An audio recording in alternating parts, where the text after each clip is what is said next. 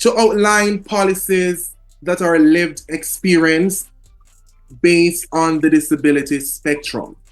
He is Jamaica's first blind senator and a champion and advocate for persons with disabilities. As the PNP spokesman on housing and sustainable living, Senator Floyd Morris has always charged for policies of inclusivity, accessibility, equity, and of course, sustainability. And of course, he's always been that man that is leading the housing reform within the next PNP led government. At this time, we'll invite Professor, the Honorable Senator Floyd Morris, to come and address us. Thank you very much, Kevar, and I want to take the opportunity to welcome our comrade leader, my colleagues who are on, Comrade Denise Daly, who is spokesperson on matters relating to persons with disabilities, Comrade Patricia Duncan Sutherland, who speak on social transformation issues and social protection, my long-standing friend and task force member, Arnold Brown, passionate advocate and warrior, and parent of a child with a disability, Maureen Weber, and other distinguished guests on the platform, and other colleagues from the task force, Ian Emmanuel, and my brothers and sisters with disabilities. A pleasant good afternoon to you all. Comrades, you know, this is a very important forum in a series that we have had to highlight issues of housing, and we have extended it this evening to deal with other matters relating to persons with disabilities, hence the participation of Tricia Duncan Sutherland and Denise Daly and our leader. We're sending a clear signal to the community of persons with disabilities that a Mark Golding-led PNP administration will place persons with disabilities at the center.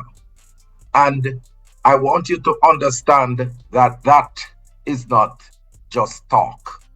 He has acted, because from he became leader of the People's National Party in 2020, he has led the charge and given me strong support to become the deputy chairman of the People's National Party. And so I am an officer of the Noble Movement. Also, he has elevated me to become a full spokesperson in my own right, and not just assigning me a portfolio to carry persons with disabilities, but given me something that he believes that my talent, my capabilities can be demonstrated in that of housing and sustainable living. And so I have seen the leader in action already, and recognizing his antecedents. His father that I have worked with from 1995, when I just became a member of the advisory board for persons with disabilities, and also his mother, who was involved with activism in the sector as well. You know, I know that he has his mind and his heart in the right place. And so persons with disabilities can look forward to having a leader who is going to make sure that matters relating to them are at the core and at the center. And you are going to see and hear from Denise Daly when she speaks about the National Disability Fund that the leader has engineered to lead the charge to make sure more resources are allocated for persons with disabilities.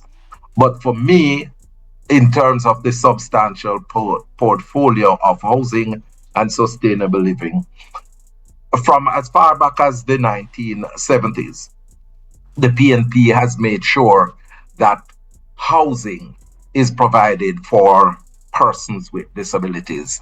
And in its heyday of construction, a percentage of the housing schemes that have been built by the NHT have been allocated for persons with disabilities, and that have been entrenched in the policy that we have, and the NHT has acted upon it, and we see right across the country persons with disabilities who are contributors to the housing scheme, the housing trust benefiting from the policy.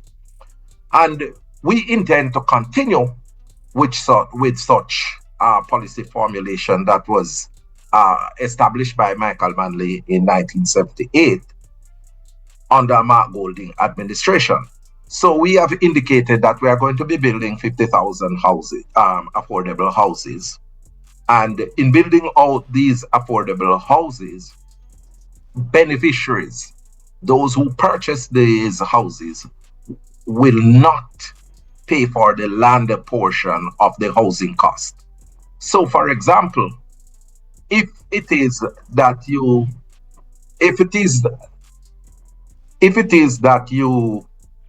purchase a house that its value is $14 million, based on the current price for land, you will end up not paying for that portion, which is about $4 million.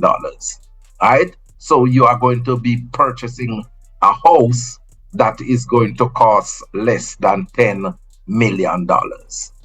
And so right away, you're going to end up with equity in your property.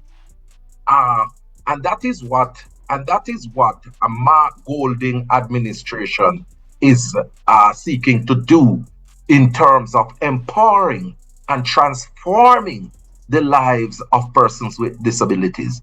Because in creating this initiative, we took into consideration that for 13 years, $11.4 billion annually, $150 billion approximately of your contribution to the NHT have been extracted. And so what we are doing is a give back to the contributors of the Jamaican people, and to ensure that they be brought in the mainstream of Jamaican society. And I will tell you that persons with disabilities stand to benefit significantly from this housing development.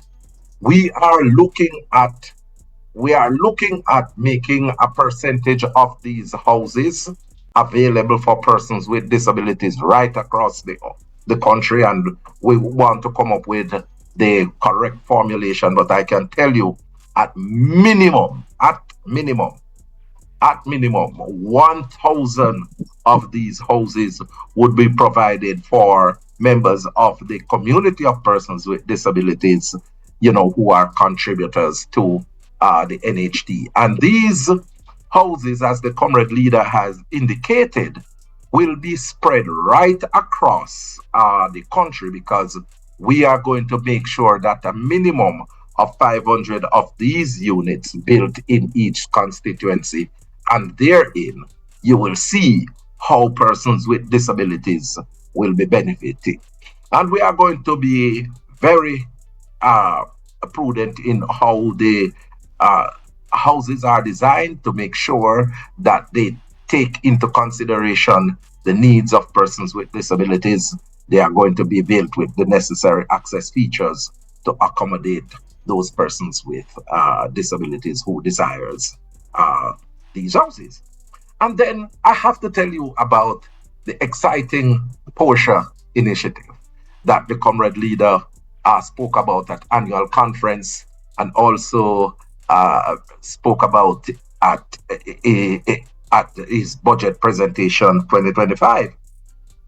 And the Portia initiative is going to be improving the infrastructure right across the country for all our citizens. But critical to this group of uh, to this initiative are persons with disabilities and senior citizens, because we are going to be embarking on a massive uh, sidewalk construction project so that persons with disabilities can access their communities. So you can just imagine all of those residents from Cheshire Village already.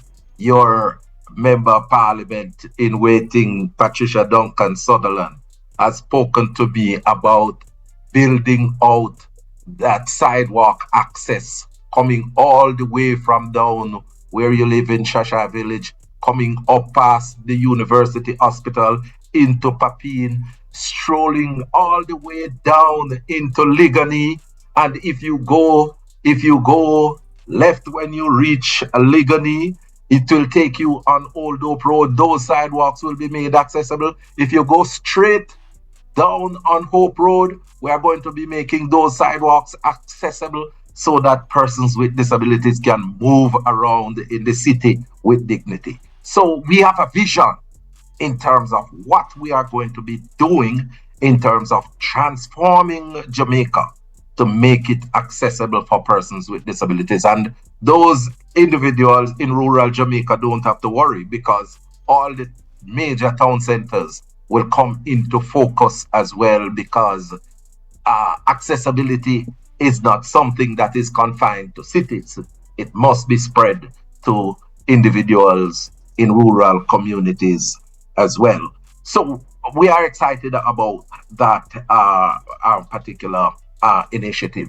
And we have two other housing initiatives that we are coming with that persons with disabilities can benefit, because you have young persons with disabilities who can benefit from the special grant, housing grant, that we will be providing to pay the deposit for any house that they wish to purchase on the market. And $500,000 will be provided under that initiative for a young person between the age of 18 and 34, 35, I think it is.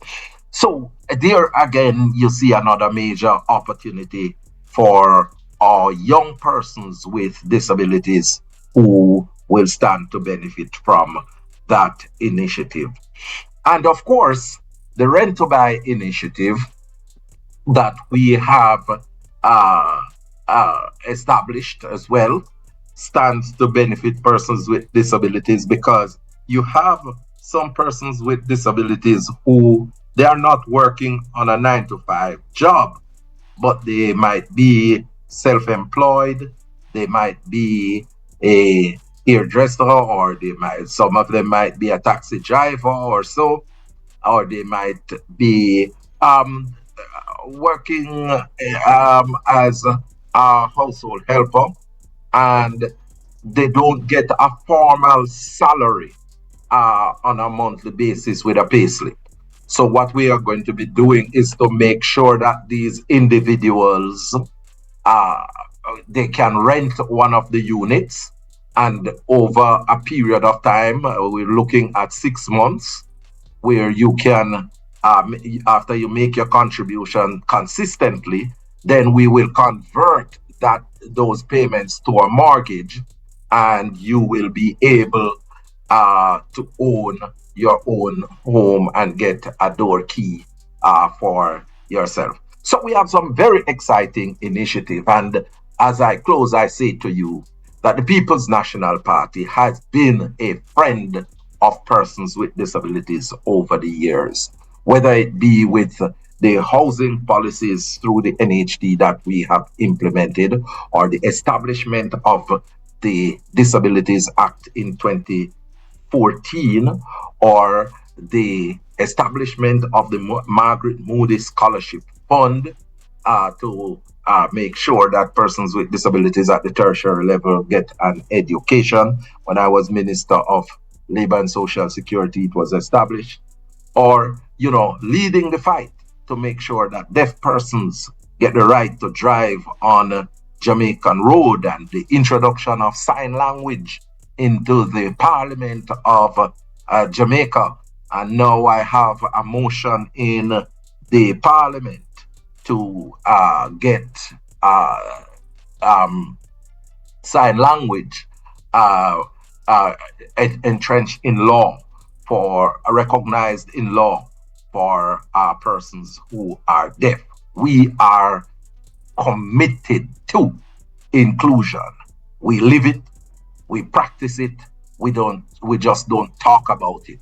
We don't see persons with disabilities as charity cases that you will get a little grant to start a little business. And whilst that is important, we see persons with disabilities as an important part of the development of our society. And so we push for the inclusion of persons with disabilities in education. We push for the inclusion of persons with disabilities in employment. We push for persons with disabilities in healthcare. I must say that we have adopted a resolution that both myself and Mr. Our comrade leader Mark Golding sponsored that about 2 years ago, to make sure that when the PNP comes into power, we include persons with disabilities on school boards, on hospital boards, and those boards of government that will form a critical part of our governance process and impact on the disabled community. And that is going to be significant, because the persons with disabilities will be seated at the decision-making table. That is what a Mark Jefferson Golding PNP administration is envisioning for persons with disabilities in the broader Jamaican society. So I crave your support, and we look forward to working together, as we roll out our policies for persons with disabilities. God bless you. Thank you so very much, our persons with disabilities champion, Professor Floyd Morris. And of course, if you're a person with a disability, or you are a relative of a person with a disability, you would have, of course, got a full understanding of what is it that the People's National Party intends to do whenever we form government. Professor Floyd Morris have outlined, a series of policies whenever the next PNP-led government come into play. 1,000 houses will be reserved for persons with disabilities right across Jamaica. So therefore, if you're a person with disability, remember that the People's National Party has always been your friend. We're the party that really looks out for you. We're the inclusive party. We have developed policies, we have framed structures for you to be included, to ensure that no one is left behind, because we are on a mission to ensure that all Jamaicans are treated with the same level of equity and equality at all levels, irrespective of whatever ailment or challenges that you may present with. Thank you so much, Professor